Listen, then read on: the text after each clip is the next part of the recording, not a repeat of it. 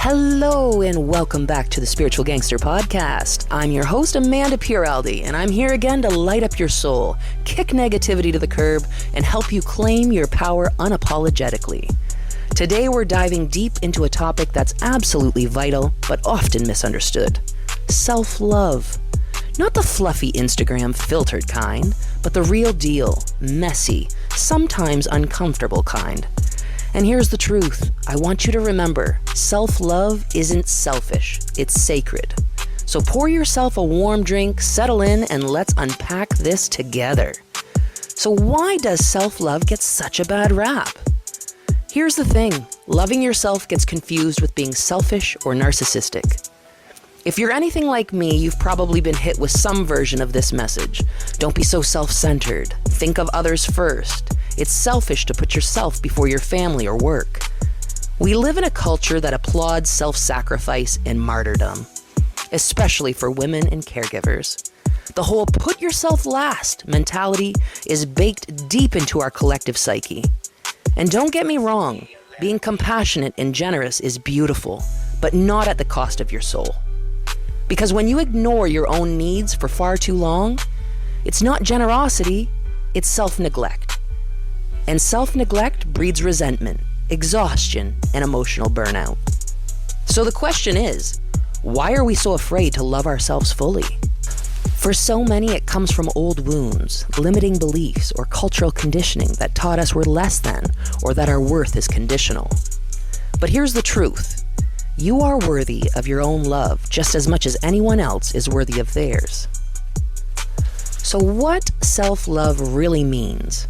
Spoiler, it's not bubble baths only. If you think self-love is just about the occasional bubble baths or treating yourself to fancy chocolates, I want to gently challenge you. Self-love is not just surface-level indulgence. It's a radical commitment to your well-being, physical, mental, emotional, and spiritual. It's about showing up for yourself, especially when it's hard. It means telling yourself the truth even when it hurts. It means choosing boundaries when you'd rather be people-pleasing. It means looking in the mirror and saying, I see you, I accept you, and I'm here for you. It's a daily practice, not a one-time event. The sacredness of self-love, a story. Let me share something personal. There was a time in my life when I thought that loving myself was a luxury that I couldn't afford. I was caught in the busy trap, always running for others, checking boxes, and ignoring my own hunger for peace and joy. I thought if I stop to care for myself, everything will fall apart. Spoiler alert, it did fall apart, but it was exactly what I needed. That breaking point was painful, but sacred. It cracked open my heart and showed me how much I was starving my own soul. It was then that I realized self-love is survival. Not in a selfish way, but in a necessary way to be fully present for people I care about and to live my truest life. The ripple effect of loving yourself. When you truly love yourself, it changes everything. You set healthier boundaries because you value your peace. You attract relationships that honor your worth. You make decisions aligned with your deepest truth, not out of obligation or fear. Your confidence blossoms, and so does your resilience. You become a living example for others, showing your kids, friends, and community how to honor themselves too. Think about that for a second. By loving yourself, you're not just healing your own wounds, you're shifting the energy around you, creating a ripple effect of love and empowerment. Common myths about self-love busted. Let's bust some of these myths while they're here. Myth number 1, self-love is selfish. Truth. Self-love is the foundation for compassion. You can't give what you don't have. Loving yourself fuels your capacity to love others. Myth number 2, self-love means I'm perfect. Truth. Self-love is about acceptance, not perfection. It's loving yourself in spite of flaws and mistakes. Myth number 3, self-love is indulgent or lazy. Truth.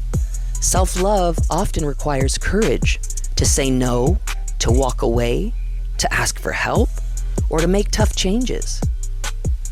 And lastly, myth number 4, self-love is only for the lucky or spiritual gurus. Truth. Self-love is a practice available to all of us, regardless of background or beliefs. It starts with simple acts of kindness towards yourself. Actionable steps. How to cultivate sacred self-love today.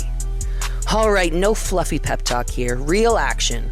Here's how to bring sacred self-love into your daily life. First, start your mornings with an intention. Before your feet hit the floor, say a simple affirmation, like today I choose love over fear, or I am worthy of care and kindness. Practice radical honesty with yourself. Ask yourself, what do I need right now? Listen without judgment and honor that need. Create a no-guilt boundary list.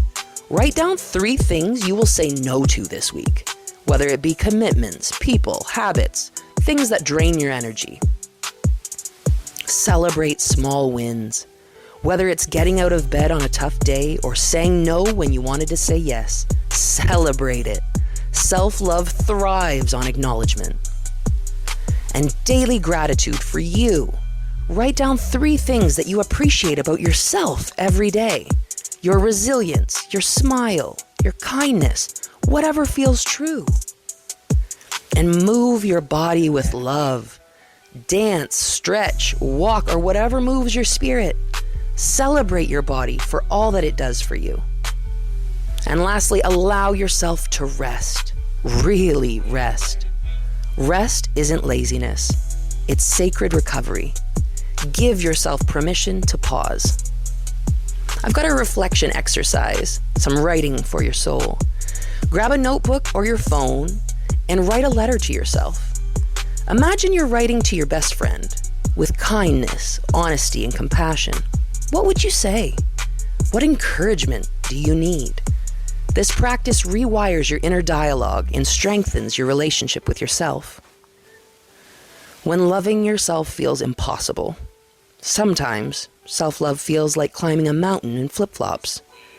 Maybe you're battling self-doubt, trauma, or pain that makes it hard to see your own worth. If that's you, please hear this. You don't have to start with big leaps. Start with tiny steps. Start by noticing when you judge yourself. Then gently remind yourself that judgment doesn't define you. Start by seeking support, a friend, therapist, or spiritual guide who can hold space for your healing. Healing and self-love aren't linear. They're messy and sometimes slow, but every small step forward counts. Why we need to love ourselves in this era. Here's the real deal. Our world is speeding up, throwing so many distractions and demands at us. We're battling constant noise, comparison, and stress. If we don't anchor ourselves in self-love, in that sacred relationship with our own soul, we risk losing our way completely. Self-love is our compass, our safe harbor, and our superpower. It's not just a feel-good concept, it's survival, evolution, and revolution. My final thoughts. Your worth isn't something you earn or lose based on your actions or others' opinions. Your worth is inherent. Self-love is the act of reclaiming that worth over and over again. It's sacred, fierce, imperfect, and transformative. So please remember, self-love isn't selfish, it's sacred. Make space for it, protect it, celebrate it. Your greatest love story begins with the relationship you build with yourself. All right, spiritual gangsters, that's it for today. If you found this episode helpful, please share it with a friend who needs this reminder. Subscribe, leave a review, and keep showing up for you. Because when you love yourself, you change the world. Until next time, stay soulful, stay sassy, and keep living like a spiritual gangster.